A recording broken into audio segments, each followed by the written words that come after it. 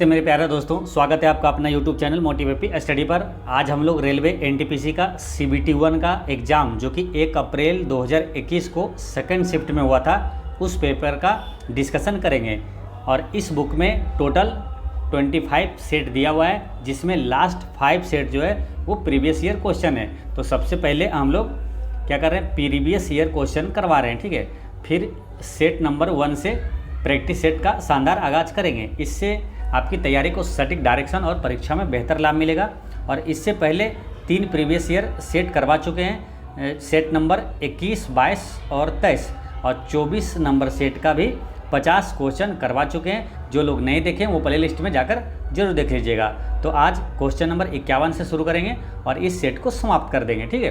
तो चलिए शुरू करते हैं। तो पहला क्वेश्चन है कि यदि 12 और x के महत्तम संवर्तक यानी कि HCF और LCM क्रमशः 3 और 60 है तो x का मान ज्ञात कीजिए। तो होता क्या है, दो संख्या का गुणनफल और उस LCM और HCF का गुणनफल बराबर होता है, यानी कि एक संख्या है गुना दूसरा संख्या बराबर होता है LCM गुना HCF होता है, ठीक है। तो यहाँ पर क्या है, दो संख्या दिया हुआ है 12 और x, तो 12 और गुना x करेंगे, और HCF और LCM भी दिया हुआ यानी कि 3 गुना 60 इधर बराबर कर देंगे। अब x का मान पूछा है तो निकल जाएंगे यहाँ से, 12 पंचे 60, तो x का मान कितना हो गया, 5 तिया 15। अब देखते हैं 15 किस ऑप्शन में है। तो 15 इसका करेक्ट आंसर क्या हो गया, ऑप्शन नंबर 1 हो गया ना। इसका करेक्ट आंसर हो गया ऑप्शन नंबर 1 में 15 दिया हुआ है, ठीक है। चलिए नेक्स्ट क्वेश्चन है कि निम्नलिखित में से कौन सा राष्ट्रीय उद्यान यूनेस्को का एक विश्व धरोहर स्थल है। इसमें से कौन सा राष्ट्रीय उद्यान जो है कि यूनेस्को की सूची में शामिल है। तो इसका करेक्ट आंसर है वो है काजीरंगा राष्ट्रीय उद्यान। काजीरंगा राष्ट्रीय उद्यान ये काफ़ी फेमस है, इसे हमेशा आपको याद रखना है।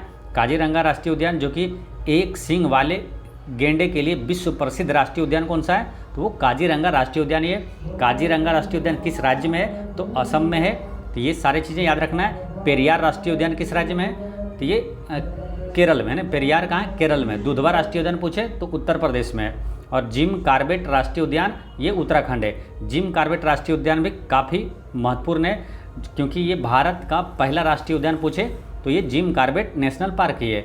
और जिम कार्बेट राष्ट्रीय उद्यान का पहले इसका नाम था हेली नेशनल पार्क, फिर बाद में रखा गया जिम कार्बेट नेशनल पार्क, फिर इसको बदल कर रख दिया गया अभी जो करंट में रामगंगा नेशनल पार्क है, इसका नाम है, ठीक है। जो कि भारत का पहला राष्ट्रीय उद्यान है, जिम कार्बेट राष्ट्रीय उद्यान, ठीक है।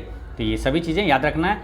और यूनेस्को की स्थापना कब हुआ था, तो यूनेस्को की स्थापना 1945 में हुआ था। यूनेस्को का मुख्यालय कहाँ है, तो यूनेस्को का मुख्यालय है पेरिस, ठीक है, पेरिस।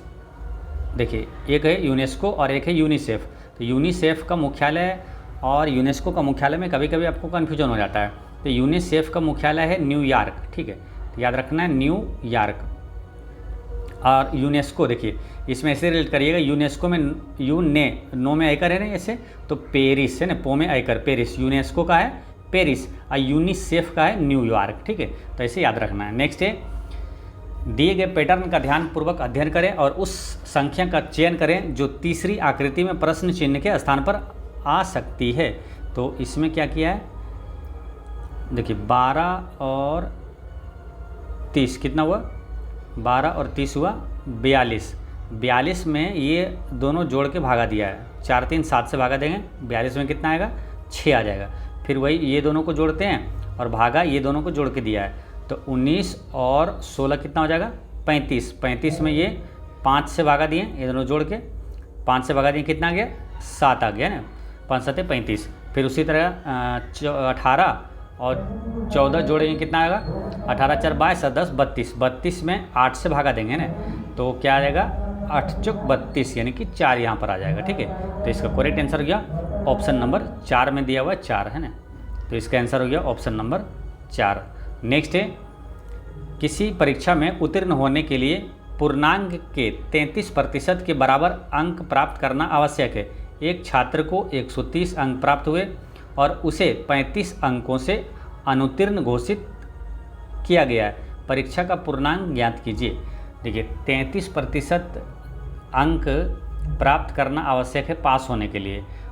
लेकिन क्या हुआ, एक छात्र 130 अंक प्राप्त किया और उसे 35 अंकों से फेल कर दिया गया। तो 35 अंक अगर और ज़्यादा ले आया था, जैसे 130 लाया, 35 और लाता तो पास हो जाता। तो 130 में 35 जोड़िए कितना हो जाएगा, 165, यानी कि 165 लाता तो पास हो जाता। तो पास मार्क्स कितना है, 165, और परसेंट में कितना है, यहाँ दिया है 33% के बराबर अंक लाना आवश्यक है। तो 33% का मान क्या दिया हुआ है, 165। ठीक है, तो पूर्णांक पूछा था, 100% का मान निकाल देंगे। तो 33 यहाँ बटे में ले आइए और गुना 100 कर दीजिए। ठीक है, तो 33 गुना करेंगे 5 से कट जाएगा 165 और गुना 100, यानी 500 उसका टोटल मार्क्स है। नेक्स्ट है, 4 शब्द दिए गए हैं जिनमें से 3 किसी तरह से संगत है और एक असंगत है। तो इसमें नृत्य, दौड़ना और कूदना, ये तीनों एक जैसा है, लेकिन ये घूरना ये अलग है। इसका करेक्ट आंसर होता है ऑप्शन नंबर 2, घूरना ये अलग है। नेक्स्ट है, चेरी और कीवी बहनें हैं जिनके माता पिता ऑरेंज और मेलन है। तो देखिए इसको ऐसे बनाइएगा, और देखिए मैथ और रीजनिंग में क्या है, आप कॉपी और पेन साथ में रखिएगा तो आपको आसानी से समझ में आएगा। तो देखिए चेरी और इस टाइप का जब रिलेशन वाला है तो चेरी, ठीक है, और कीवी, ये क्या है, दोनों बहनें हैं। ठीक है, फीमेल, ठीक है, और जिनके माता पिता को ऊपर कर देना है, जैसे ये लाइन पार दी है, इसके ऊपर माता पिता कर देंगे। माता पिता कौन है, ऑरेंज और मेलन है ना। तो ऑरेंज और मेलन, ठीक है, माता पिता, यानी कि ये दोनों पति पत्नी हो गए। ठीक है, फिर है क्या, मेलन ग्रेप का भाई है। मेलन जो है ग्रेप का भाई है, तो यहाँ ग्रेप डाल सकते हैं, ग्रेप का ये भाई है। ठीक है, ग्रेप का भाई है, जिसकी शादी मैंगो से हुई है। मेलन जो है ये ग्रेप का भाई है, जिसकी शादी, यानी कि ग्रेप की शादी जो है, जिसकी बोलेगा तो इससे रिलेट करना है। ग्रेप का भाई है ना, जिसकी शादी, यानी ग्रेप का शादी जो है मैंगो से हुई है, यानी ग्रेप और मैंगो, फिर यहाँ पर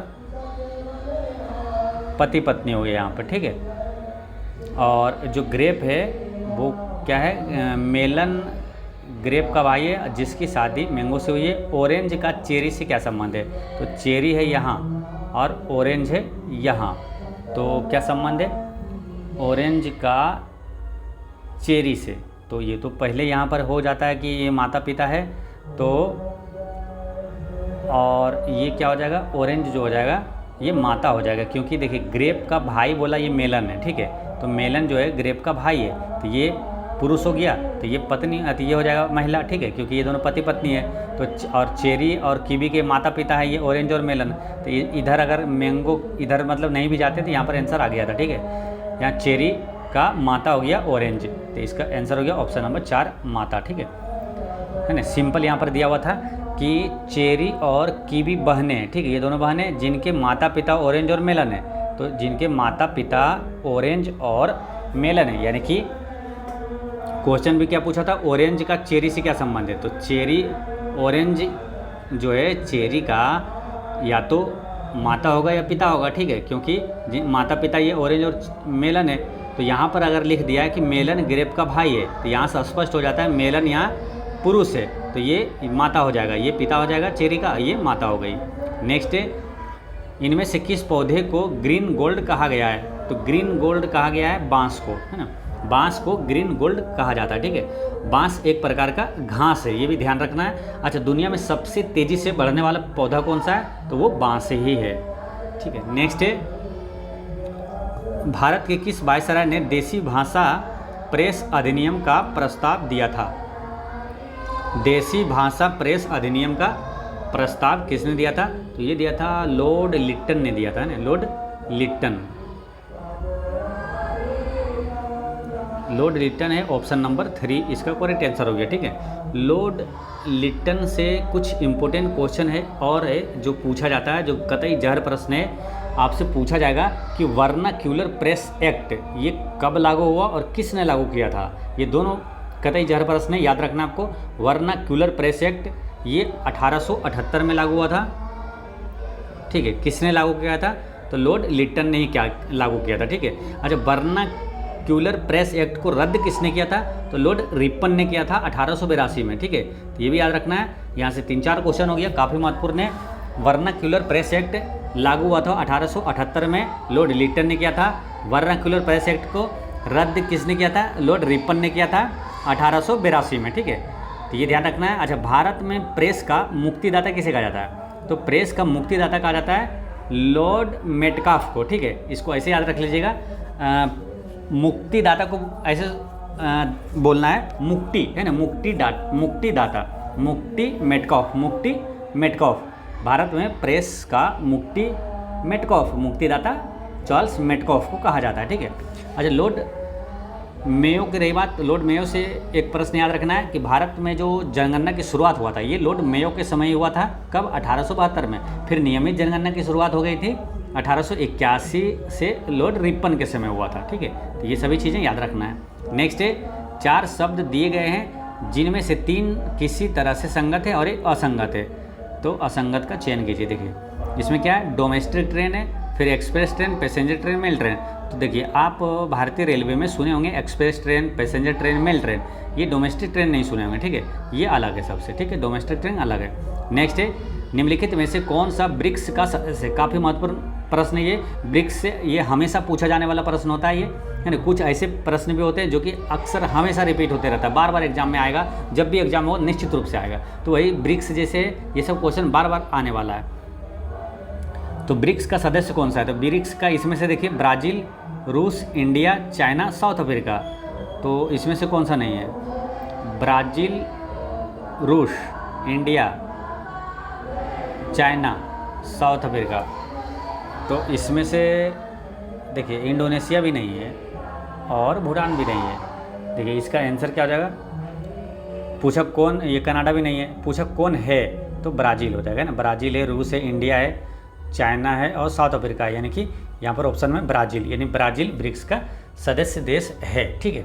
अब ब्रिक्स के बारे में कुछ करंट अफेयर के क्वेश्चन है जो कि अति महत्वपूर्ण है और निश्चित रूप से गारंटी के साथ पूछा जाएगा, ठीक है। उसमें क्या है कि देखिए ब्रिक्स का सदस्य अभी तक 5 सदस्य देश था, ठीक है, जो कि ब्राज़ील, रसिया, इंडिया, चीन और साउथ अफ्रीका था। लेकिन 2024 में इसमें 5 सदस्य देश और ऐड हो गया इसमें, ठीक है। तो वो याद रखना काफ़ी महत्वपूर्ण है, ठीक है। वो 5 सदस्य देश ऐड हुआ, वो बताएंगे। पहले ये जानिए कि ब्रिक्स की स्थापना कब हुआ था?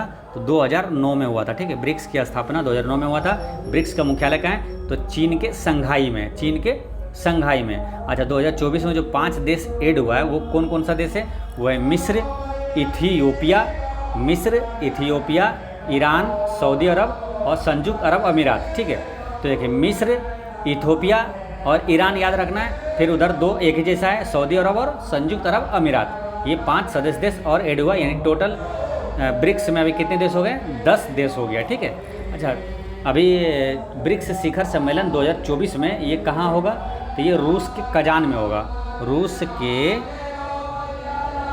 रूस के कजान में होगा, ठीक है। ब्रिक्स शिखर सम्मेलन 2024 में, जो कि वो है 16वां, है ना, 16वां ब्रिक्स शिखर सम्मेलन 2024 में। ये 22 अक्टूबर से 24 अक्टूबर के बीच होगा, ठीक है, 2024 का रूस के कजान में। 15वां ब्रिक्स शिखर सम्मेलन 2023 में कहाँ हुआ था? तो ये दक्षिण अफ्रीका में हुआ था ना, दक्षिण अफ्रीका के जोहान्सबर्ग में हुआ था। नेक्स्ट है, बैंक फॉर इंटरनेशनल सेटलमेंट का मुख्यालय कहाँ स्थित है? तो इसका करेक्ट आंसर है वासल, है ना। बैंक फॉर इंटरनेशनल सेटलमेंट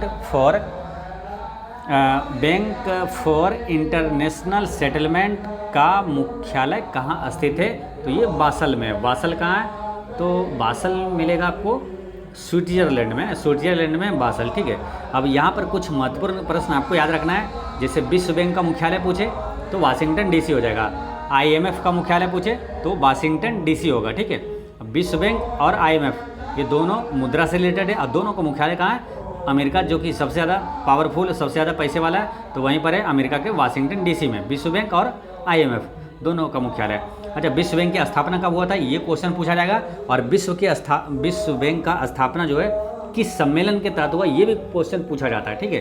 तो याद रखना है विश्व बैंक और IMF यानी कि अंतर्राष्ट्रीय मुद्रा कोष, ये दोनों की स्थापना ब्रेटन वुड्स सम्मेलन के तहत 1944 में हुआ था, ठीक है, याद रखना है 1944 में हुआ था। अच्छा, एशियाई विकास बैंक का मुख्यालय पूछे तो एशियाई विकास बैंक का मुख्यालय फिलीपींस में। अच्छा, विश्व बैंक का अध्यक्ष अभी वर्तमान में कौन है, करंट अफेयर में याद रखना है अजय पाल सिंह बंगा। अजय पाल सिंह बंगा है विश्व बैंक का अध्यक्ष। नेक्स्ट है, इनमें से किसने BLCC Femina miss India world 2020 का ताज जीता? तो इसका करेक्ट आंसर है मानसा वाराणसी, ठीक है। अब महत्वपूर्ण ये नहीं है, इससे ज़्यादा महत्वपूर्ण ये है कि जो मिस इंडिया वर्ल्ड 2020, ये देखिए क्वेश्चन पूछा हुआ है, इसलिए महत्वपूर्ण ये है कि मिस इंडिया वर्ल्ड जो करंट में है, सबसे लाटेस्ट जो है वो किसने जीता, ये याद रखना है आपको, ठीक है।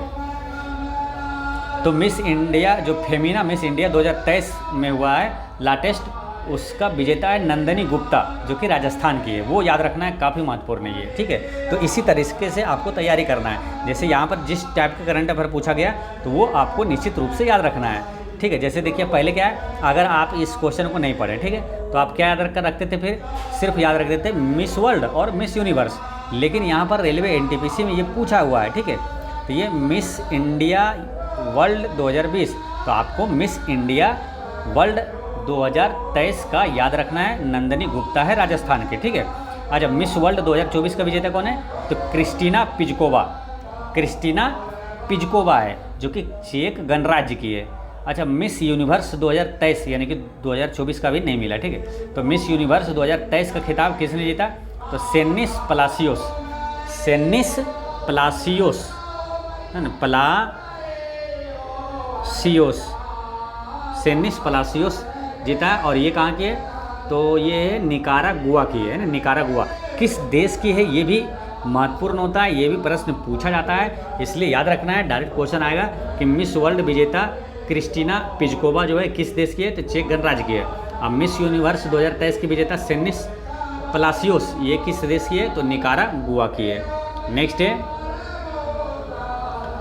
संश्लेषित फाइबर आसानी से आग पकड़ लेते हैं, हालांकि फायरमैन की वर्दी को अग्निरोधी बनाने के लिए उस पर डैश प्लास्टिक की कोटिंग की जाती है। तो किसका कोटिंग किया जाता है, तो इसका करेक्ट आंसर है ये मेलामाइन का प्लास्टिक का कोटिंग किया जाता है, मेलामाइन प्लास्टिक का कोटिंग किया जाता है, जो कि ये अग्नि जो है विरोधी है ना, अग्नि विरोधी है, यानी कि इसमें जल्दी आग नहीं पकड़ता, ठीक है। ये मेलामाइन प्लास्टिक की परत चढ़ाई जाती है।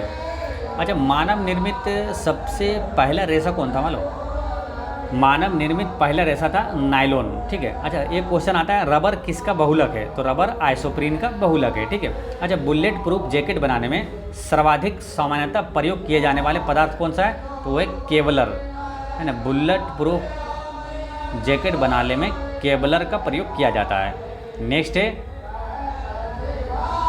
16 प्रेक्षणों के एक समूह का समांतर माध्य 112 है, ठीक है। यदि इनमें से 6 परीक्षणों में से प्रत्येक से 8 घटाया जाता है तो प्राप्त नया समांतर माध्य क्या होगा, तो देखिए 16 का है 12, ठीक है। तो इसका टोटल क्या हो जाएगा, 16 गुना 12 192, ठीक है।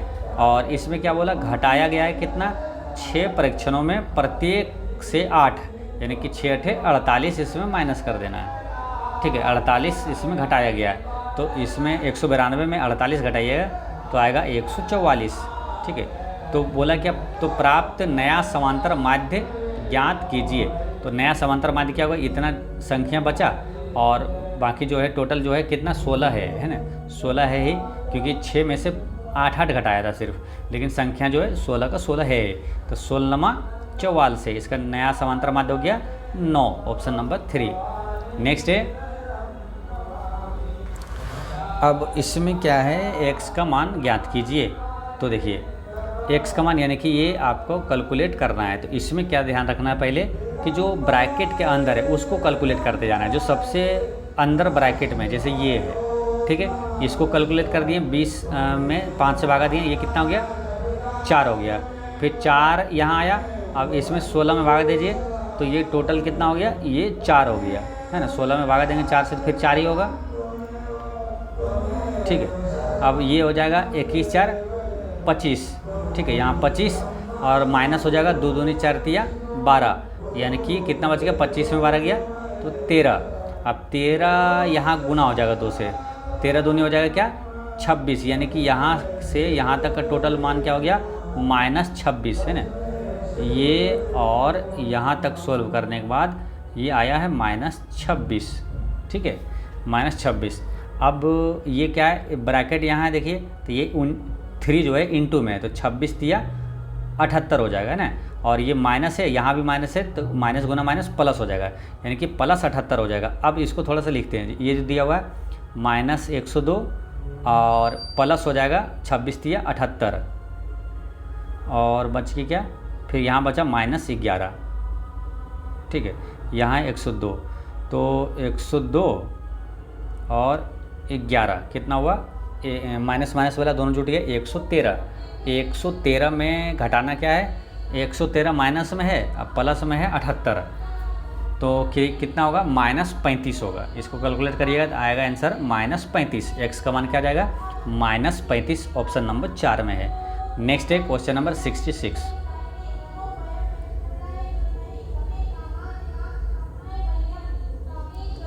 इनमें से किस जंगल के पौधों या पेड़ों की जड़ें पानी में डूबी होती है, तो किस जंगल के पौधे या पेड़ों की जड़ें जो है पानी में डूबी रहती है, तो इसका आंसर है मैंग्रोव वन, ठीक है, मैंग्रोव वन। मैंग्रोव वन से कुछ इंपॉर्टेंट क्वेश्चन है जो कि एग्जाम में पूछा जाएगा आपसे। मैंग्रोव वन कहाँ पाए जाते हैं, तो ज्वार भाटे से प्रभावित क्षेत्र में पाया जाता है मैंग्रोव वन। मैंग्रोव वन सबसे ज़्यादा कहाँ पर मिलता है, तो वो पश्चिम बंगाल में मिलेगा। दुनिया का सबसे बड़ा मैंग्रोव वन कौन सा है, तो वो सुंदरवन का ही है, जो कि पश्चिम बंगाल और बांग्लादेश में फैला हुआ है। दुनिया का सबसे बड़ा डेल्टा अगर पूछे तो गंगा ब्रह्मपुत्र का डेल्टा है, या तो उसे सुंदरवन का डेल्टा भी कहा जाता है, ठीक है। तो ऐसे भी क्वेश्चन एक पूछा जाता है कि मैंग्रोव वन पाए जाते हैं तो कहाँ, सुंदरवन के जंगलों में पाए जाते हैं, ठीक है। नेक्स्ट है, एक आदमी 3 घंटे 20 मिनट में ए से बी तक 300 किलोमीटर की गाड़ी चलाता है, यानी ए से बी तक जाता है 3 घंटे 20 मिनट में। तो यहाँ चाल इसको निकाल सकते हैं ना, चाल बराबर क्या था, ये दूरी बटा समय, ठीक है। पूरा क्वेश्चन एक बार पढ़ लेते हैं। वह वापसी की यात्रा में समान दूरी को 4 घंटे 10 मिनट में तय करता है, तो वापसी यानी कि बी से ए, तो इसका भी चाल निकाल लेंगे। फिर क्या बोला, ए से बी के बीच उसकी औसत चाल पूरी यात्रा के दौरान उसकी औसत चाल से कितना किलोमीटर अधिक है, ठीक है। तो देखिए पूरी यात्रा का औसत जो चाल होता है वो क्या होता है, जैसे कि कभी आपको दिया हुआ था ना कि इतने किलोमीटर से गया फिर इतने किलोमीटर से वापस आया, तो औसत चाल क्या होता है 2xy बटा x + y। तो इस फॉर्मूले पे हम लोग बैठाएंगे, ठीक है। तो ये निकल जाएगा पूरी यात्रा का औसत चाल। फिर बोला है कि ए से बी के बीच औसत चाल जो है, तो ए से बी तक जो जाने में जो चाल लगा वही हो जाता है ए से बी के बीच औसत चाल हो जाता है, ठीक है। तो निकाल लेते हैं चाल। तो चाल बराबर क्या था, दूरी बटे समय। दूरी कितना है 300, समय कितना लगा 3 घंटा 20 मिनट। 3 घंटा 20 मिनट को कैसे लिखते हैं, है ना, 20 मिनट को घंटा में बदल देंगे तो यहाँ 60 करेंगे, तो 20 तिया 60, ठीक है। तो 3 तिया 9, 1 10 बटे 3, 10 बटा 3 यानी कि 3 बटा 10, 3 बटा 10। अब इसको 1 शून्य से 1 शून्य काट गया, तो 30 तिया 90, यानी कि 90 किलोमीटर प्रति घंटा चालोगे, ठीक है।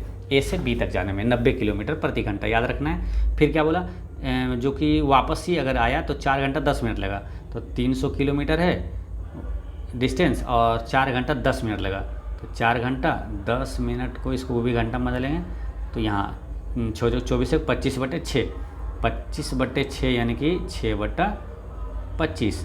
अब इसको काटेंगे 5 से 5 छक 30, और 5 से फिर काटेंगे ये 5 25, और फिर क्या होगा, ये 5 से फिर कटेगा 12 पंचे 60, और बच के कितना 12 छक 72, यानी 72 किलोमीटर प्रति घंटा, जो कि आपसी जो चला चाल है ना, वो आपसी चाल।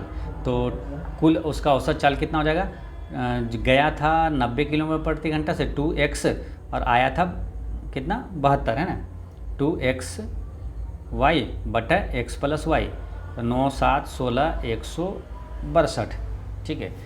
अब इसको काटना है, तो ये देखिए 6 2 8 1 9, ये 9 से कटेगा, 9 1 ये 9, और 9 7 16 9 8 72, ठीक है। ये 9 से कटा, फिर इसको काटेंगे 9 8 72, ठीक है। अब कटेगा कितना, 18 से ही कट जाएगा, 18 5 90, ठीक है। अब कितना हो गया, 8 5 40 दूनी 80, यानी कि ये 80 किलोमीटर हुआ इसका औसत चाल जो है पूरी यात्रा का, ठीक है। तो वही पूछा था क्या कि ए से बी के बीच औसत चाल, ए से बी के बीच जो चाल होता है वो कितना हुआ था, 90 किलोमीटर प्रति घंटा लगाए थे। अब पूरी यात्रा के दौरान औसत चाल से कितना अधिक है, पूरी यात्रा का जो औसत चाल कितना आया था 80 किलोमीटर, तो कितना अधिक है 10, है ना। तो इसका आंसर हो जाएगा ऑप्शन नंबर 4 हो जाएगा। नेक्स्ट है, उस वेन आरेख का चयन करें जो निम्नलिखित वर्गों के बीच के संबंध को सर्वोत्तम ढंग से निरूपित किया है। तो डॉलर और रुपया, ये मुद्रा के अंतर्गत आ जाएगा, डॉलर और रुपया। तो इसका आंसर क्या हो जाएगा, तो ऑप्शन नंबर 3, है ना। मुद्रा के अंतर्गत आ जाएगा दोनों, डॉलर और रुपया, ठीक है। चलिए नेक्स्ट है,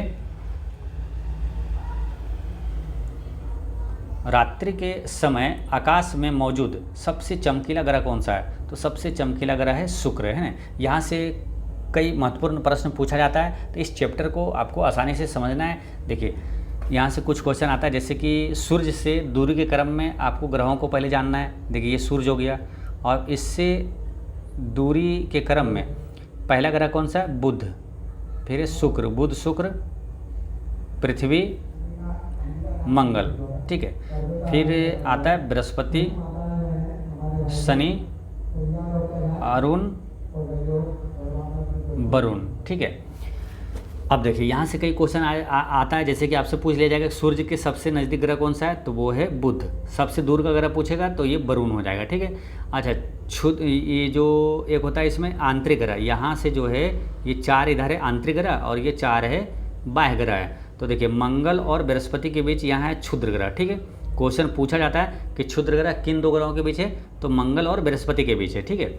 और क्षुद्र ग्रह के बाईं और साइड जो है 4 ग्रह, ये आंतरिक ग्रह कहलाता है, और क्षुद्र ग्रह के दाहिने साइड वाला जो है 4 ग्रह, ये बाह्य ग्रह कहलाता है। इसको ऐसे याद रख लेना है, बुध शुक्र पृथ्वी मंगल, बुध शुक्र पृथ्वी मंगल, बृहस्पति शनि अरुण वरुण, बृहस्पति शनि अरुण वरुण, ठीक है।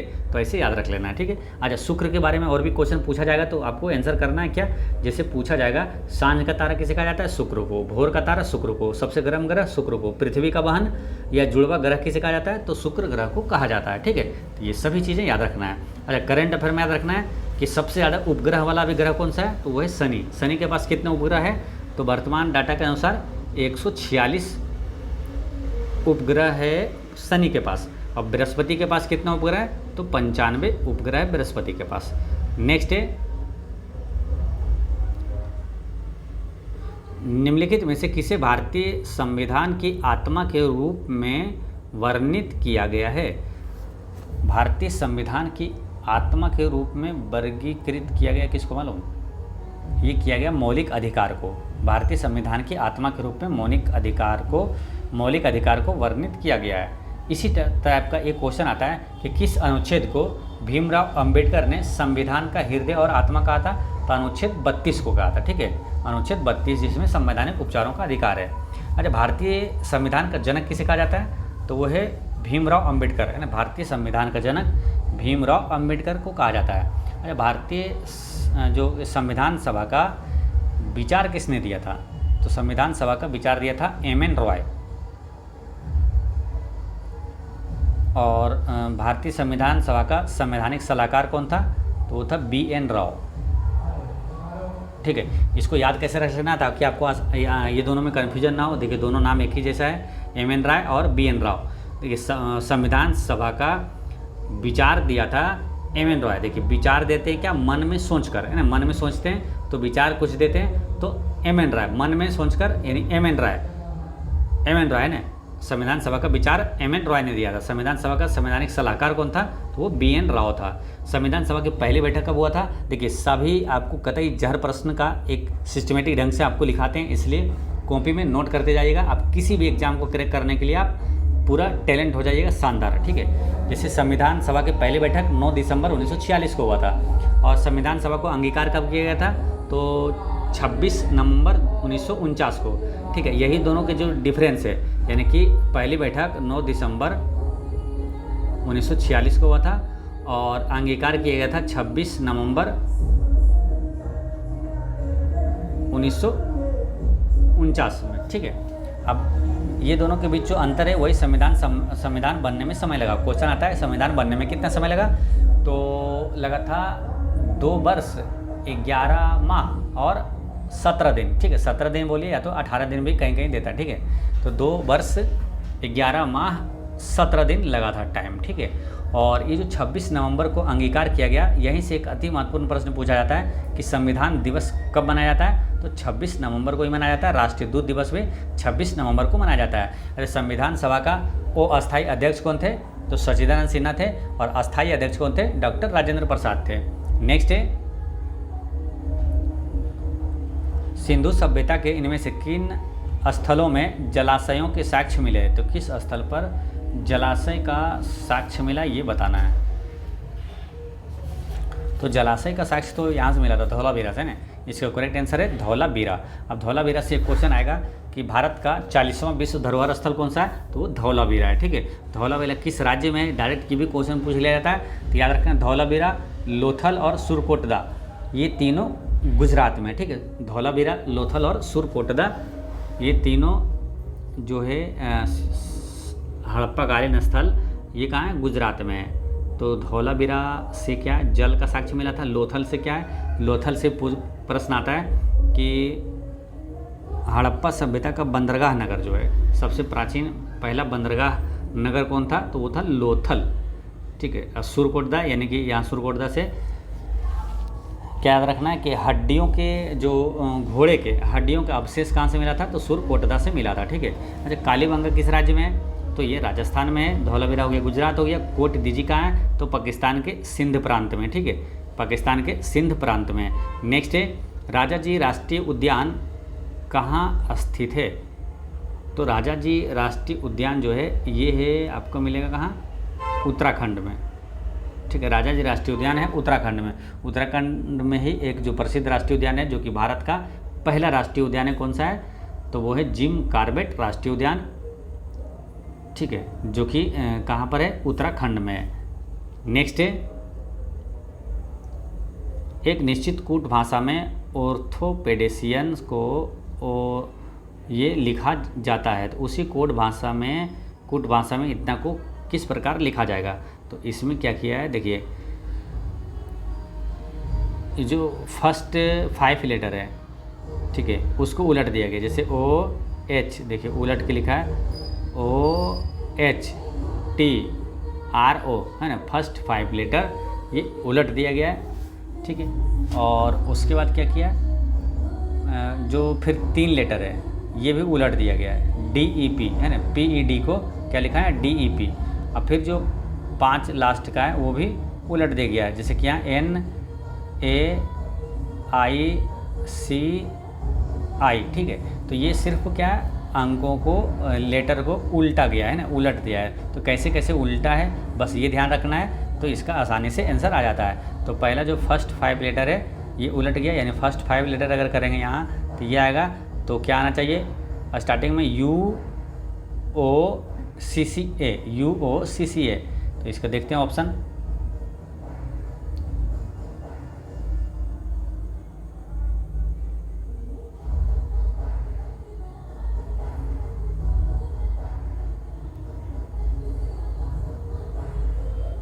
इसका आंसर क्या होगा, देखिए यहाँ पर उल्टा है, फर्स्ट 5 लेटर UOCCA, यहाँ UOCCA एकमात्र ऑप्शन नंबर 1 में, ठीक है।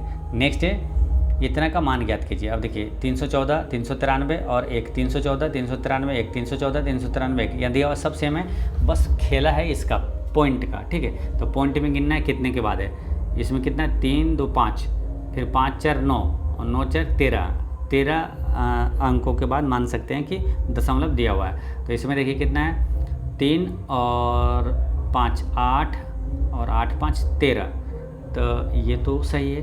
फिर देखिए 4 3 7 4 11, ये नहीं होगा है ना। इस तरह से सारे ऑप्शन छट जाएंगे। ऑप्शन नंबर क्या होगा, ऑप्शन नंबर 1।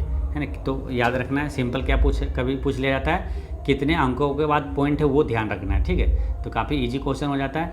नेक्स्ट है, एक निश्चित वार्षिक चक्रवृद्धि ब्याज की दर पर निवेश की गई एक धनराशि का मिश्र धन 4 वर्ष में इतना और 7 वर्ष में इतना हो जाता है, तो जबकि ब्याज की गणना वार्षिक चक्रवृद्धि आधार पर की जाती है, वार्षिक ब्याज की दर ज्ञात कीजिए। तो देखिए इस टाइप के आंसर जब क्वेश्चन दिया हो रहा था कि 4 वर्ष में इतना हो गया, 6 वर्ष में इतना हो गया, या तो 3 वर्ष में इतना हुआ, 5 वर्ष में इतना हो गया, इस टाइप का क्वेश्चन रहे तो क्या लिखना है, पहले लिखिए बड़का, है ना, ये जो है मिश्र धन है ना, क्या 7 वर्ष में इतना हो गया, तो पहले लिखना है बड़का बटा लिखना है छोटका 729, बराबर में क्या लिखना है, बराबर में क्या लिखेंगे, 1 प्लस R बटे 100 के पावर क्या होगा, ये दोनों का अंतर होगा, 7 वर्ष और ये 4 वर्ष, ये दोनों का अंतर यहाँ 3 लिखाएगा, ठीक है। तो 3 है, 3 को इधर लाएंगे घनमूल में, तो क्या होगा 1 प्लस R बटे 100 बराबर क्या हो जाएगा 1331 को क्यू के रूप में लिखेंगे, क्या आएगा 11 और 729 को क्या लिखेंगे 9 9 है ना। अब फिर क्या एक को इधर करिए, ठीक है, बट इधर बचेगा क्या R बटे 100, तो एक को इधर करिएगा तो क्या हो जाएगा 2/9 है ना, क्योंकि ये 9 और ये 11 में घट जाएगा तो 2/9 होगा, ठीक है। 2/9 R बटा 100 के बराबर, तो 100 क्या है यहाँ जाएगा गुना हो जाएगा तो R निकल जाएगा 200/9, 200/9 होगा त्रिज्या, रेट क्या हो जाएगा 200/9, 200/9 किस में है वो देखना है, तो ऑप्शन नंबर 2 में है ना, इसका करेक्ट आंसर ऑप्शन नंबर 2 हो गया। नेक्स्ट है, निम्नलिखित में से कौन सा ISCII का सही पूर्ण रूप है, यानी कि आपसे एक प्रश्न जो है वो संक्षिप्त जो है फुल फॉर्म से पूछा जाएगा, ठीक है।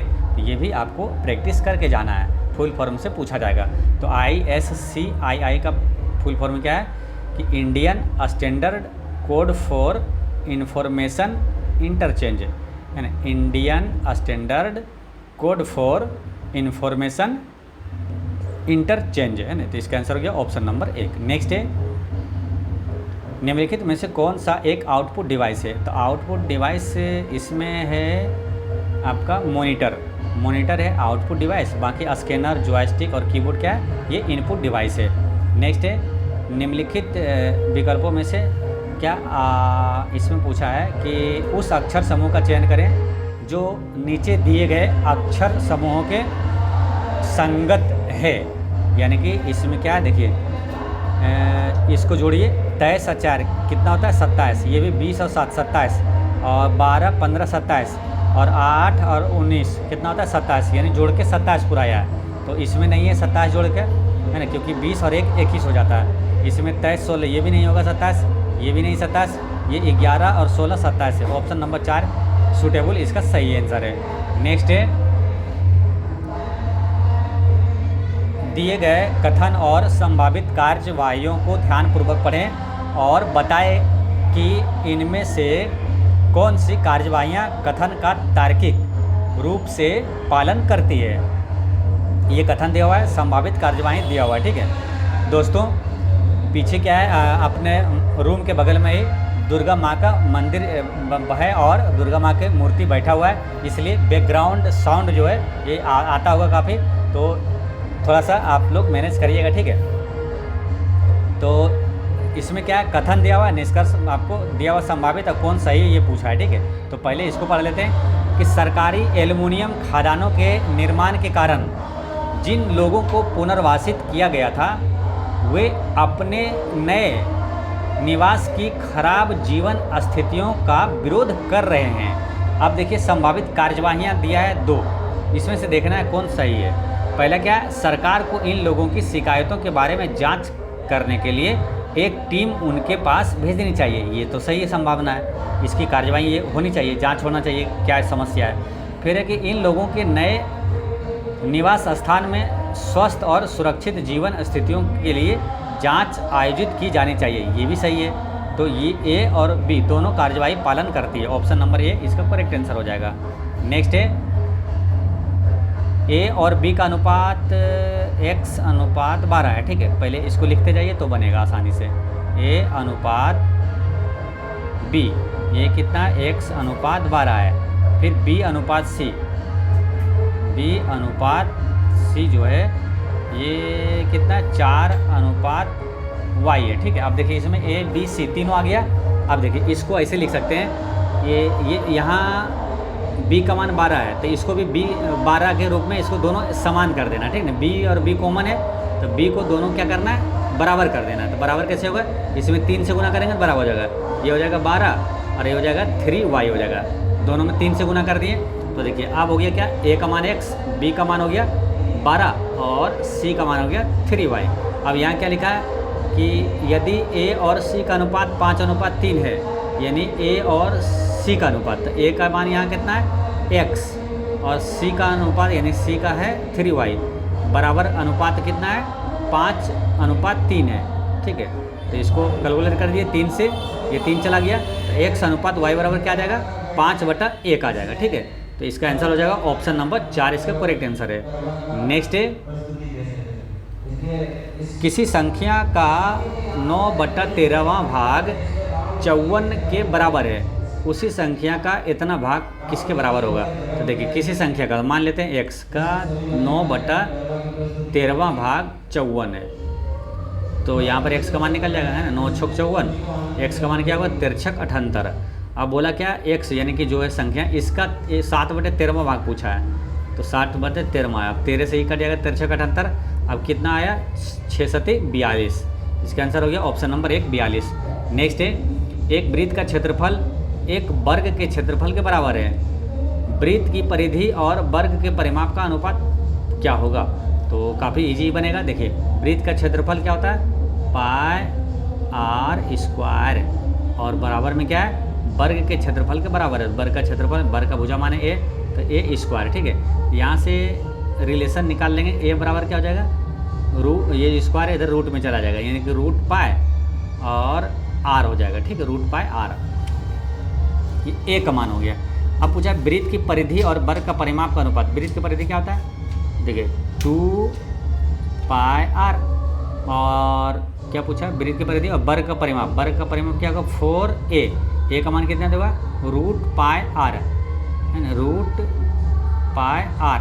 अब ये दोनों का रेशियो निकाल देंगे। देखिए 2, ये तो r से 8 कट जाएगा, 2 दूनी 4 और ये रूट पाई से पाई काटेंगे तो रूट पाई इधर आएगा, यानी कि रूट पाई अनुपात 2, रूट पाई अनुपात 2, रूट पाई अनुपात 2 ऑप्शन नंबर कहाँ है, ऑप्शन नंबर 2 में है। नेक्स्ट है देखिए एच जे पी को इतना से लिखा है तो सी डी ए को क्या लिखेंगे। तो एच का क्या किया 8 3 11 10 3 13 और 16 3 19, 3 3 जोड़ दिया है तो सी में 3 प्लस करेंगे कितना आ जाएगा 6, है ना, एफ के स्थान पर। इसमें डी में 3 करेंगे तो जी, है ना, 4 3 7, और ए में करेंगे 3 तो आएगा डी, यानी F G D. F G D किस ऑप्शन में देखते हैं,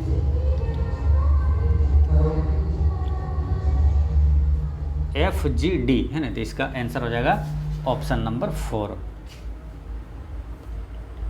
नेक्स्ट है भारत की सबसे बड़ी तटीय खारे पानी की झील इनमें से किस राज्य में स्थित है। तो सबसे बड़ी खारे पानी की झील किस राज्य में है।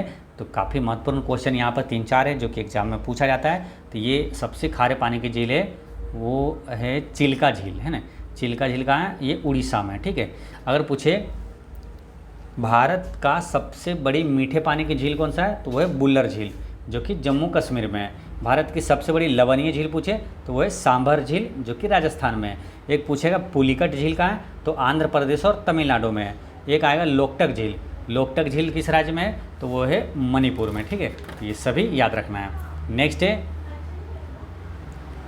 ए अकेले 16 एक कार्य को 16 दिन में करता है, ठीक है। ए अकेले 16 दिन में करता है और बी 12 दिन में करता है, ठीक है। और क्या बोला कि सी के साथ मिलकर वे किसी कार्य को 3 दिन में, सी के साथ मिलकर यानी कि ए प्लस बी प्लस सी ये तीनों मिलकर जो है 3 दिन में करता है, ठीक है। अब इसका एलसीएम ले लीजिए, तो एलसीएम लेंगे तो 16 12 3 का एलसीएम क्या आ जाएगा, 16 48, ठीक है। अब इसको ए जो है एक दिन में कितना काम करेगा, 16 48 3 काम करेगा। बी कितना काम करेगा, बरचक 48। ये तीनों मिल के कितना काम करेगा एक दिन में, 3 16 16 48 है ना, 16 काम करेगा, ठीक है। अब पूछा क्या है कि सी अकेले उस कार्य को कितने दिन में करेगा, तो सी अकेले देखिए ए बी सी तीनों मिल के 16 काम करता है, तो सी कितना करेगा, तो 16 में से ये इसका घटा दीजिए, ए और बी का, ए 3 और बी 4 यानी 7 घटा दीजिए, यानी कि 9 बचेगा ना। तो सी का काम क्या है 9, तो ये 48 काम जो है 9 कितने दिन में करेगा, तो 48/9 इसका आंसर होगा। तो 48 को इसको काटिए, तो 16 48 और 3 9 16/5, 16/5 कहाँ है, ऑप्शन नंबर 16/5 ये है ऑप्शन नंबर 4 में है ना। तो इसका करेक्ट आंसर हो जाएगा 16/5 था, नहीं 16/3 था ना, 16/3 था, तो ये होगा ये 5 3 15 1 16/3, ठीक है। तो ऑप्शन नंबर 2 इसका करेक्ट आंसर हो गया। नेक्स्ट है, निम्नांकित तालिका एक विश्वविद्यालय के 5 भागों ABCDE के उन छात्रों की संख्या को दर्शाती है जिन्होंने 5 वर्षों 2012 से 16 तक के दौरान कैंपस प्लेसमेंट साक्षात्कारों के लिए में भाग लिया है। तो तालिका के आधार पर दिए गए प्रश्न का उत्तर दें। तो इसका आंसर क्या होगा, तो देखिए ये तालिका दिया हुआ है 2012 से 2016 तक, और ABCDE ये सब भाग लिया है। क्वेश्चन क्या पूछा है, देखिए वर्ष 2012 में डी से साक्षात्कार लेने वाले छात्रों की संख्या 2012 में डी से यानी कि ये 280, उसी वर्ष में सभी विभागों से यानी कि 2012 में सभी विभागों से यानी 410 300 250 280 और 440 सभी को जोड़कर है ना कुल संख्या के लगभग कितने प्रतिशत के बराबर है, यानी कि जो 280 है ये सभी जोड़ के इसका कितना प्रतिशत है, यानी 280 और ये सभी को जोड़िएगा जब 2012 में टोटल को, तो आएगा कितना मालूम, 280 था ना, आएगा नीचे 1680, ठीक है।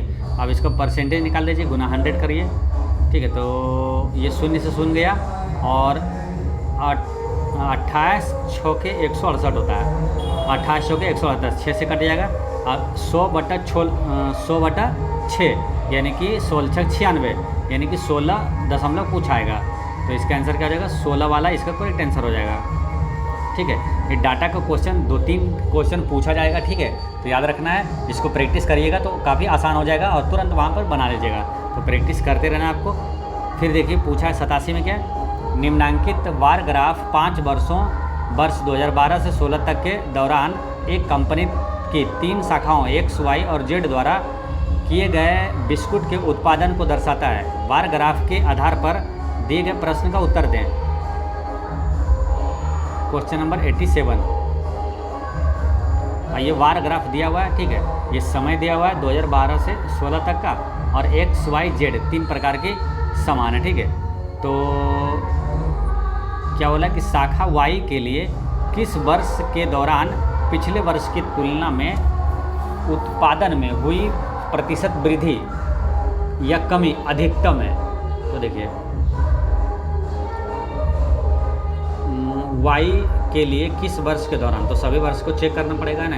और Y के लिए, Y को लिए यानी कि देखिए ये ऊपर वाला X, बीच वाला Y और फिर Z, ठीक है, नीचे वाला। तो Y पीछे पहले इससे शुरुआत करते हैं। देखिए Y क्या 55 हुआ और यहाँ पर Y कितना 45 है, ठीक है। कितना अंतर है 10, ठीक है।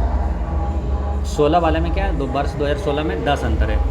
फिर 2015 की बात करते हैं, तो ये पिछले वर्ष की तुलना में कितना ज़्यादा है, तो यहाँ है 42 और यहाँ पर है 45, है ना। तो अंतर कितना हो जाएगा 3। फिर 2014 की बात करते हैं, तो इसका पिछले वर्ष की तुलना में 36 और 42, 36 6 42, ठीक है। और फिर 2013 की बात करते हैं, तो 36 और यहाँ पर डाटा नहीं दिया हुआ है, यानी कि इस तीनों में से अगर देखते हैं तो सबसे ज़्यादा वृद्धि कहाँ हुआ, सबसे स्टार्टिंग में 10 वृद्धि हुआ, ये 2016 वाले में, ठीक है, 2016 वाले में सबसे ज़्यादा वृद्धि हुआ। इसका आंसर हो गया ऑप्शन नंबर 2, 2016। नेक्स्ट है निम्नलिखित तालिका 4 कंपनियों ए, बी, सी और डी द्वारा 5 वर्षों 2014 से 18 तक के बेचे गए स्मार्टफोनों की संख्या जो कि 1000 में दिया हुआ है दर्शाती है। तालिका के आधार पर दिए गए प्रश्न का उत्तर दें। और इस सब का जो आपका क्वेश्चन है ना, सबका PDF भी इसका सॉल्यूशन जो है, इसका PDF है ना टेलीग्राम पर डाल देंगे, तो जो लोग सॉल्व करना चाहते हैं, देखना चाहते हैं, वहाँ पर टेलीग्राम पे इसका सॉल्यूशन भी देख लीजिएगा, ठीक है। तो आगे क्वेश्चन पूछा है कि कंपनी ए द्वारा वर्ष 2018 में बेचे गए स्मार्टफोनों की संख्या, यानी 2018 में जो है स्मार्टफोन की संख्या और दी गई अवधि के दौरान उनकी कुल बिक्री का अनुपात की ज्ञात कीजिए, है ना। 2018 में बेचे गए स्मार्टफोनों की संख्या और दी गई अवधि के दौरान उनकी कुल बिक्री का अनुपात, ठीक है। तो 2018 की बात कर रहा था, ठीक है। तो यहाँ पर इसका आंसर हो जाएगा ऑप्शन नंबर 3, इसका करेक्ट आंसर है 1:4, ठीक है। वो कैसे आया देखिए, इसका 310 जो है ए द्वारा 2018 में, देखिए ए द्वारा 2018 में कितना 310 के ऊपर रखेंगे 310, फिर बोला क्या कुल, है ना, और स्मार्टफोन की संख्या, फिर दी गई अवधि के दौरान कुल बिक्री का अनुपात, कुल बिक्री जो है वो इसका है 1240, है ना, सब जोड़िएगा तो 1240 आएगा, और ऊपर में कितना है 310 और 1240, ठीक है। तो कितना रेशियो हो गया 3:12, है ना, तो यानी 1/4 इसका करेक्ट आंसर है। नेक्स्ट है निम्नलिखित पाई चार्ट एक स्मार्ट बोर्ड का निर्माण करने में किए गए व्यय के प्रतिशत आवंटन को दर्शाता है। पाई चार्ट के आधार पर दिए गए प्रश्न का उत्तर दें। तो इसका आंसर क्या होगा, देखिए पाई चार्ट में इसमें एक चीज़ समझना होगा कि देखिए ये जो टोटल है ये परसेंट में होता है 100%, अब बराबर में क्या हो जाएगा, टोटल क्या हो जाएगा डिग्री में 360 डिग्री, ठीक है। तो ये ध्यान रखना है, क्वेश्चन बनेगा। एक स्मार्ट बोर्ड का उसी का है, देखिए एक स्मार्ट बोर्ड का मूल्य क्रय मूल्य से 30% अधिक अंकित किया गया है। यदि स्मार्ट बोर्ड का अंकित मूल्य 2000 रुपये है तो अनुमानित निर्माण लागत कितनी है। तो देखिए स्मार्ट बोर्ड का अंकित मूल्य कितना है 2000 रुपया, ठीक है। और इसका जो है मानक क्रय मूल्य जो है 100 रुपया है, तो क्या किया 30% अधिक अंकित किया। तो x% में x जो है क्या है, x रुपया माने इसको 30% अधिक अंकित किया है, यानी कि कितना हो जाएगा 30% जो है अधिक अंकित किया, यानी कि 130/100, यानी कि यहाँ 0 से 0 चला गया, यानी कि 10 इधर गुना होगा तो ये हो जाएगा 20,000 और बट्टा हो जाएगा 13, है ना, 20,000/13 हो जाएगा, ठीक है, x का मान। और फिर क्या बोला है, स्मार्ट बोर्ड के निर्माण की अनुमानित लागत, जो अनुमानित लागत है, अनुमानित लागत यहाँ पर कितना है, स्मार्ट बोर्ड की अनुमानित लागत उत्पादन लागत जो है 30% फिर यहाँ दिया हुआ, ठीक है। तो यानी कि 2000 स्मार्ट बोर्ड के निर्माण की अनुमानित लागत हो जाएगा 20,000 था ना, 20,000/13 और 30% इसका लागत है, यानी कि 30%, यानी कि 100, यानी कि यहाँ पर क्या होगा, डबल शून्य नीचे है तो इससे एक शून्य ये कटेगा, 2000 गुना 3 कितना हो जाएगा 6,000, 6,000/13 हो जाएगा, ठीक है। तो 6,000/13, तो इसका करेक्ट आंसर क्या हो जाएगा, लगभग 461 रुपया, ठीक है। इसका आंसर हो गया 461 रुपया। नेक्स्ट है दिए गए कथन और संभावित कार्यवाहियों को ध्यानपूर्वक पढ़ें और बताएं कि इनमें से कौन सी कार्यवाहियाँ कथन का तार्किक रूप से पालन करती है। तो कथन क्या है, यह देश XYZ द्वारा किया जाने वाला माल का आयात, जो माल का आयात करता है वो माल के निर्यात की तुलना में काफ़ी अधिक है, यानी कि ज़्यादा ये आयात करता है, निर्यात की तुलना में काफ़ी अधिक है, ये ज़्यादा आयात करता है। ठीक है, देश कोई भी देश है XYZ। ठीक है, तो इसमें संभावित कार्यवाहियाँ क्या होनी चाहिए ये दिया हुआ। ठीक है, तो पहला क्या है, सरकार को देश के संसाधनों का अन्वेषण करना चाहिए और उन्हें निर्यात के लिए प्रयोग में लाना चाहिए। फिर दूसरा क्या है, मतलब सरकार को आयात की जाने वाली वस्तुओं को देश में ही उत्पादन करने हेतु योजनाओं और कार्यवाहियों का आरंभ करके देश के आयात को कम करना चाहिए, है ना। ये सही है क्योंकि आयात बहुत ज़्यादा कर रहा है निर्यात की तुलना में। ठीक है, तो इसका करेक्ट आंसर यहाँ पर हो जाएगा ऑप्शन नंबर 4, कार्यवाही 1 और 2, ए और बी ये दोनों पालन करती है। नेक्स्ट है कि गुआवा ग्रेप का इकलौता चाचा है, मैंगो एप्पल की माता है। तो मैंगो जो है एप्पल की माता है, कीवी एप्पल का चाचा है, कीवी जो है एप्पल का चाचा है। बनाना और ग्रेप कीवी के बच्चे हैं, बनाना और ग्रेप कीवी के बच्चे हैं। बनाना की माँ ऑरेंज अपने माता पिता की इकलौती संतान है। गुआवा का एप्पल से क्या संबंध है? तो गुआवा का एप्पल से जो संबंध है वो है पिता का, है ना। इसका करेक्ट आंसर है पिता का। ठीक है, इसको ऐसे बनाते जाइएगा जैसे बोला है कि गुआवा ग्रेप का इकलौता चाचा है, तो यहाँ लिख दिया गुआवा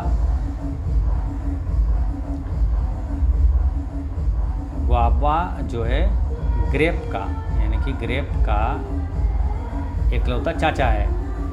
कीवी एप्पल का चाचा है, कीवी एप्पल का चाचा है। बनाना और ग्रेप कीवी के बच्चे हैं, बनाना और ग्रेप, देखिए यहाँ ग्रेप है तो बनाना नीचे हो जाएगा, और किसका, कीवी के बच्चे हैं। बनाना की माँ ऑरेंज है, बनाना की माँ यहाँ पर डाल देते हैं ऑरेंज। ठीक है, बनाना की माँ दे दिया है ऑरेंज। क्वेश्चन क्या है पहले ये भी ध्यान रखना है, तो क्वेश्चन आसानी से बनेगा। गुआवा का एप्पल से क्या संबंध है? ठीक है, तो गुआवा का एप्पल से क्या संबंध है, तो ये देखिए इसका क्या है, ये बन जाएगा आसानी से। ठीक है, इसमें क्या है, थोड़ा सा मोबाइल पे बनाने में थोड़ा सा परेशानी होती है ना, तो आप लोग क्या है इसका सोल्यूशन डाल देंगे तो आपको आसानी से वहाँ पर देख लीजिएगा। ठीक है, दिए गए पैटर्न का अध्ययन करें और उस अक्षर का चयन करें जो इसमें प्रश्न चिन्ह के स्थान पर आएगा। तो 4, 4, 8, फिर 4, 12, 4, 16, 4, 20 होगा, यानी कि T20। ठीक है, नेक्स्ट है क्वेश्चन नंबर 93। चिकित्सक का अस्पताल से वही संबंध है जो पुजारी का किससे हो जाएगा, मंदिर से। नेक्स्ट है दिए गए पैटर्न को फॉलो करना है, यहाँ पर आंसर क्या होगा। देखिए इसमें क्या किया है, 12 और 13 कितना होता है, 25, और इसका वर्ग करिए 4, 4, 16 और 3, 3, 9, 16, 9, 25। ठीक है, इसको जोड़ के जो आता है इसका वर्गों का योग बराबर है, यानी 11, 18 क्या है, 11, 18 हो गया आपका 29। तो देखिए 25, 25 और 2, 4, 29। ठीक है, तो उसी तरह 23 और 22 कितना हुआ, जोड़ेंगे तो 42, 2, 44, 45 हुआ। ठीक है, 45 हो गया। अब यहाँ पर 6 का वर्ग करेंगे, 6, 6, 36। अब यहाँ पर कितना डालना है, जिसका वर्ग करेंगे 45 आना चाहिए, तो यहाँ पर 3 डालेंगे। ठीक है, तो 3, 3, 9 हो जाएगा, 36, 9, 45, यानी आंसर क्या हो जाएगा, ऑप्शन नंबर 4 में है 3 दिया हुआ। ठीक है, नेक्स्ट है दिए गए पैटर्न का अध्ययन करें और उस संख्या का चयन करें जो इनमें प्रश्न के स्थान पर आएंगे। देखिए इसमें क्या क्या है, 6, 6, 24, 24 का आधा कितना होता है, 12, 12 से -1 आधा करके -1 कर दिया। फिर इसको करिए 4, 3, 12 का आधा कितना, 6, 6 घटाकर 1 घटाकर यहाँ लिख दिया है। फिर 6, 3, 18, 18 का आधा 9 -1 करके ये लिख दिया है। फिर 6 कहिए कितना होगा, 6, 6 का आधा कितना होता है, 3, 3 में से 1 घटाएंगे कितना आ जाएगा, 2। इसका आंसर हो गया ऑप्शन नंबर 3। नेक्स्ट है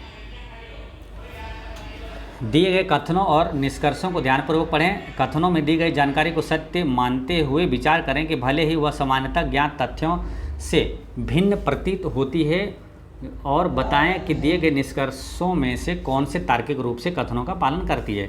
तो इस टाइप के क्वेश्चन जब आए तो आप आसानी से पहले इसको लिखिए, आसानी से आंसर आता जाएगा। जैसे सभी बालियाँ ब्लेड है, तो सभी बालियाँ जो है ये सभी ब्लेड है, यानी कि सभी इसको ऊपर से घेर दिए, यानी कि सभी बालियाँ क्या हो गया, ये ब्लेड हो गया। ठीक है, अब आगे लिखा कुछ गिटार ब्लेड है, तो कुछ गिटार यानी कि कुछ गिटार ऐसे होगा, कुछ गिटार ब्लेड है। ठीक, कुछ गिटार ब्लेड है। अब आगे क्या लिखा है कि कुछ बालियाँ गिटार है, कुछ बालियाँ देखिए यहाँ तक है, गिटार यहाँ है, तो गिटार और बालियाँ के बीच में कोई भी निश्चित निष्कर्ष नहीं निकला है, तो ये वाला गलत हो जाएगा। दूसरा क्या है, दूसरा बोला कुछ ब्लेड बालियाँ है, तो कुछ ब्लेड जो है बालियाँ हो जाएगा, क्योंकि सभी बालियाँ ब्लेड है, तो कुछ ब्लेड क्या हो जाएगा, बालियाँ हो जाएगा। तो इसका आंसर 2 है, यानी कि केवल 2 सही होता है, केवल निष्कर्ष बी पालन करता है। नेक्स्ट है क्वेश्चन नंबर 96 के बाद 97।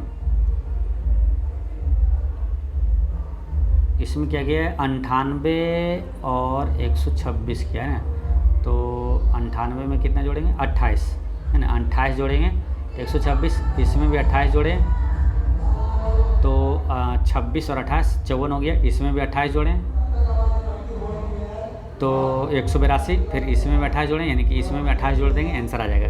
तो 210 में 28 जोड़ेंगे, 238 इसका करेक्ट आंसर है। नेक्स्ट है उस वेन आरेख का चयन करें जो निम्नलिखित वर्गों के बीच के संबंध को सर्वोत्तम ढंग से निरूपित करता है। तो इसका आंसर क्या आ जाएगा, तो देखिए संगीत, नृत्य और ध्वनि, तो देखिए जितनी भी ध्वनि जो है वो संगीत के अंतर्गत आ जाएगा। ठीक है, नृत्य अलग है, ऑप्शन नंबर 3 इसका करेक्ट आंसर है। नेक्स्ट है एक निश्चित कूट भाषा में इतना को इतना लिखा जाता है, उसी कूट भाषा में इतना को क्या, इसका अर्थ क्या होगा। तो देखिए इसमें क्या किया है, एच और यहाँ लिखा है 19, यानी एच है 8वें स्थान पर, 19 8 27, फिर जी और यहाँ 20 27 जोड़ के 27 पूरा दिया, 12 और 15 27, 9 18 27 14 13 27। ठीक है, जोड़ के 27 पूरा देना। ठीक है, तो इसको भी जोड़ के 27 पूरा गया। क्यू में कितना जोड़ेंगे, तो 10वें स्थान पर कौन है, जे, ऑप्शन नंबर 4 इसका करेक्ट आंसर हो गया। 100% यहीं से डायरेक्ट आंसर आ गया। नेक्स्ट है एक बिटकॉइन का मूल्य प्रत्येक 20 सेकेंड में $1 की दर से बढ़ता है। आधे घंटे में बिटकॉइन के मूल्य में कितने डॉलर की वृद्धि होगी। आधे घंटे में यानी कि इस सेकंड में यानी हुआ, सेकंड निकालेंगे, आधा घंटा हुआ 30 मिनट, सेकंड में यानी गुना 60, और प्रत्येक 20 सेकंड में $1 बढ़ता है, तो 20 से इसको भागा दे दीजिए, 2 से ये चला जाएगा, पहले डायरेक्ट कर दें, 20 दिया 60, ठीक है, तो 30 दिया $90। ठीक है, तो इसका करेक्ट आंसर हो जाएगा ऑप्शन नंबर 2, है ना। कितने डॉलर वृद्धि होगी, तो $90 वृद्धि होगा। ठीक है, तो दोस्तों इस तरह से 1 अप्रैल 2021 का जो सेकेंड शिफ्ट में पूछा गया पेपर था उसका सभी 100 प्रश्न होता है समाप्त। पिछले वीडियो में मैंने आपसे क्वेश्चन पूछा था कि BCCI का वर्तमान अध्यक्ष कौन है, तो वो है रोजर बिन्नी, है ना, रोजर बिन्नी। और आज का क्वेश्चन है कि भारतीय क्रिकेट टीम के मुख्य कोच कौन है। तो इसका आंसर आप कमेंट में दीजिएगा, और कोई भी डाउट हो तो कमेंट में पूछिएगा। ठीक है, एक चीज़ हमें से याद रखना है कि आपकी मुस्कान एक अनमोल खजाना है, इसे छोटी छोटी बातों में खोने ना दें। और अभी क्या है, अभी दुर्गा पूजा का नवरात्रि चल रहा है, इसलिए थोड़ा बैकग्राउंड से इसके लिए मैं आपसे क्षमा चाहता हूँ, थोड़ी सी बैकग्राउंड साउंड आया होगा। ठीक है, तो बेफिक्र रहें, फिर बाद में क्या है धीरे धीरे और अच्छा होता जाएगा क्लास। ठीक है, तो पढ़ते रहें, मुस्कुराते रहें। जय हिंद दोस्तों।